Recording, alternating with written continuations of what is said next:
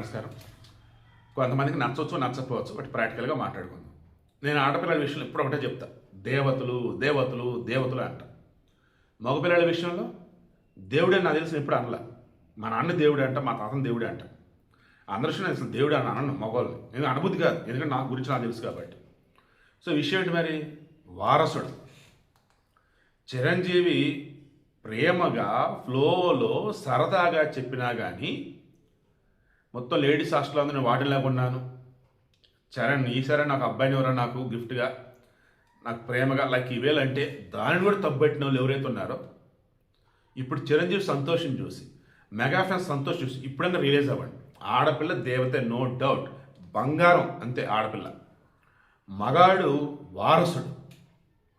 నీ వారసతను నిలిపేవాడు at the same time నీ యొక్క లక్షణాలు పుణికిపుచ్చుకొని వాడు ఇంకా గొప్పగా నేర్చుకొని గొప్పగా నీ వంశాన్ని ముందుకు తీసుకెళ్ళేవాడు. ఆడపిల్ల అన్నప్పుడు వేరేంటి కొడలుగా పోతుంది, అక్కడ మళ్ళీ ఆ ఇంటికి సంబంధించి మొత్తం ఈమె చక్కబెట్టుకోవాలి. ఓకేనా? గృహలక్ష్మి, ఇంటి ఇల్లాలు, దేవత. మగవాడు మాత్రం వారసుడు, వీడే వంశోద్ధారకుడు. ఓవరాల్గా అన్నప్పుడు తాతలైనా తండ్రులైనా ఎవరైనా సరే మగపిల్లడు పుట్టగానే వాడిని గొప్పగా పెంచాలని కోరుకుంటారు. ఎదుగుతున్న క్రమంలో ఈ కొంచెం అటు ఇటు ఉన్నా సరే వాడిని సెట్ చేద్దామని అనుకుంటారు. అంతే తప్ప బాధ్యత కలిగినటువంటి కుటుంబ పెద్దలు ఎవరైనా కానీ ఒకళ్ళేరా వారసుడు లేరా అని వదిలేరు. ఈ విషయంలో ఈరోజు చిరంజీవి గారిని మనస్ఫూర్తిగా అభినందిస్తున్నా. ఆయన ఆనందం చూసి నేను సంతోషపడుతున్నా. అండ్ రామ్ చరణ్ ఉపాసన దంపతులు చాలా చాలా హ్యాపీగా ఉన్నారు. ముందు క్లేంకర బంగారు తల్లి, ఇప్పుడు వచ్చేసి ట్విన్స్. ఇందులో ఒక బాబు ఒక పాప.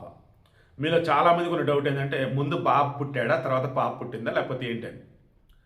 ఫస్ట్ క్లీంకార 2 అబ్బాయి 3 అమ్మాయి. సో ట్విన్సే. అందులో ఫస్ట్ బాబు పుట్టారట, తర్వాత వచ్చేసి పాప పుట్టారట. క్లీంకార అప్పుడు ఎవరైతే డెలివరీ చేస్తున్నారో డాక్టర్ సుమన అపోలో ఆసుపత్రి, వాళ్ళ టీమే ఇప్పుడు కూడా ఉన్నారు. ఇక ఈ వీడియో మెయిన్ ఇంటెన్షన్, చిరంజీవి సంతోషం చూస్తారు అసలు మీరు.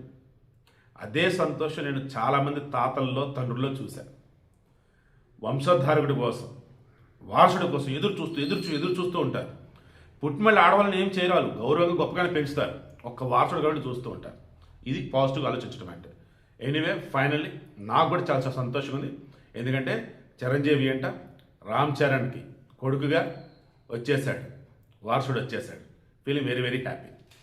ముందు బాబు పుట్టాడు, తర్వాత పాప పుట్టారు. సో రామ్ చరణ్ ఉపాసన దంపతులకి 3 పిల్లలు.